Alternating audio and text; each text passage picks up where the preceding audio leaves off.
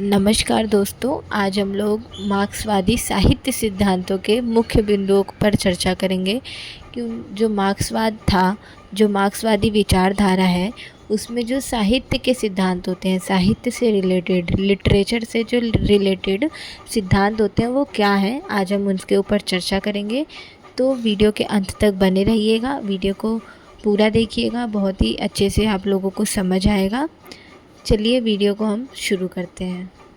साहित्य एक सामाजिक और आर्थिक प्रतिक्रिया है जो समाज की संरचनाओं और शक्ति संबंधों को प्रतिबिंबित करती है।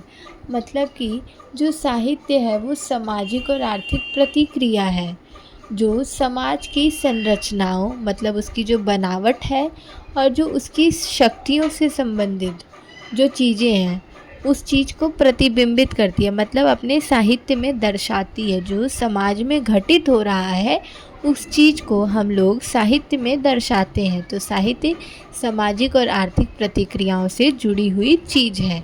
दूसरा बिंदु है, साहित्य में सामाजिक और आर्थिक संरचनाओं का विश्लेषण किया जाना चाहिए। मतलब जो साहित्य है उसके अंदर जो सामाजिक और आर्थिक संरचनाएं हैं, मतलब जो सामाजिक और आर्थिक बुनावट है, जो नज़रिया है, जो दशा है, उस चीज़ का साहित्य के अंदर हमें विश्लेषण करना चाहिए। तीसरा है, साहित्य में व्यक्ति और समाज के बीच संबंधों का अध्ययन किया जाना चाहिए। मतलब जो साहित्य है, मार्क्सवाद ये कह रहा है कि जो साहित्य है उसके अंदर व्यक्ति और जो समाज है, जो एक व्यक्ति है और जो समाज है, उसके बीच क्या संबंध है, इस चीज़ का अध्ययन करना बहुत ही ज़रूरी हो जाता है। ज़रूरी क्यों हो जाता है? क्योंकि जो मार्क्सवाद है वो व्यक्ति एक समुदाय की बात करता है कि जो नीचे वाले वर्ग के लोग हैं, जो गरीब हैं, उन सब के हित के लिए वो बात करता है। तो वो मार्क्सवाद रिलेटेड इस चीज़ से है कि इन लोगों को हक मिलना चाहिए। जो पूंजीपति हैं, जो पूंजीवादी हैं, वो नीचे जो दब गए हैं लोग, किसान वर्ग, मजदूर वर्ग, इन लोगों का शोषण कर रही है।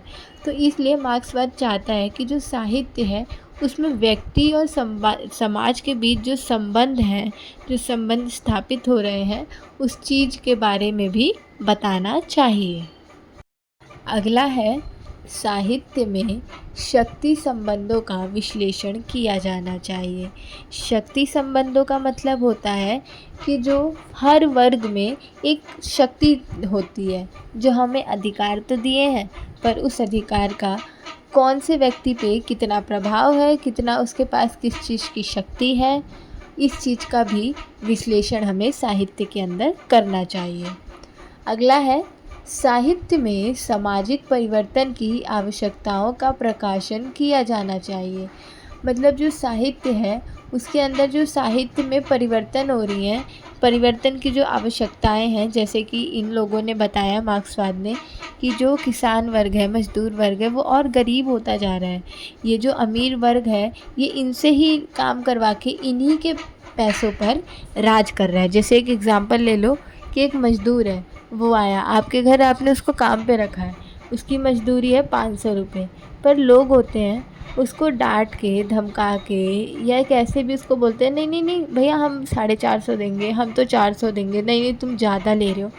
यार ये गलत होता है कि अगर तुम किसी से काम करवा रहे हो, तुम उसमें भी उसके हक के पैसे काट ले रहे हो, उस हक के पैसे खा ले रहे हो, तो ये गलत है। तो यही मार्क्सवादी विचारधारा में था। तो वो यही कह रहे हैं कि जो समाज में परिवर्तन की आवश्यकताएं हैं, इन चीज़ को हमें साहित्य में दिखाना चाहिए। तो आप अगर मार्क्सवादी आलोचना या मार्क्सवादी साहित्य को पढ़ेंगे तो उसमें ये सब चीज़ें आपको दिखेंगी कि जो उनका साहित्य है उसमें इन्होंने इन सब बिंदुओं को दिखाया है। अगला और आखिरी बिंदु है हमारा, साहित्य का सामाजिक और आर्थिक प्रतिक्रियाओं से संबंध होना चाहिए। प्रतिक्रियाएं मतलब क्या है कि मतलब जो आर्थिक और सामाजिक प्रतिक्रियाएं हो रही हैं, जो कार्य हो रहे हैं, किस तरीके से समाज चल रहा है, आर्थिक व्यवस्था क्या है, इन सब को हमें साहित्य में दर्शाना चाहिए।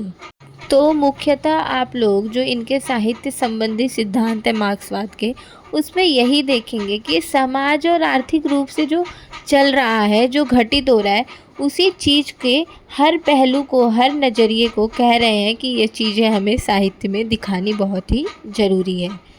तो आशा करती हूँ आप लोगों को वीडियो समझ आई होगी। बहुत ही सरलता के साथ मैंने आप लोगों को मार्क्सवादी साहित्य के सिद्धांतों को समझाया है। और अगर आप लोगों को वीडियो अच्छी लगी हो तो कृपया वीडियो को लाइक करें, चैनल पर नए हैं तो चैनल को सब्सक्राइब करें। और अगर आपको किसी और विषय पे वीडियो चाहिए हो तो कमेंट बॉक्स में अवश्य बताएं।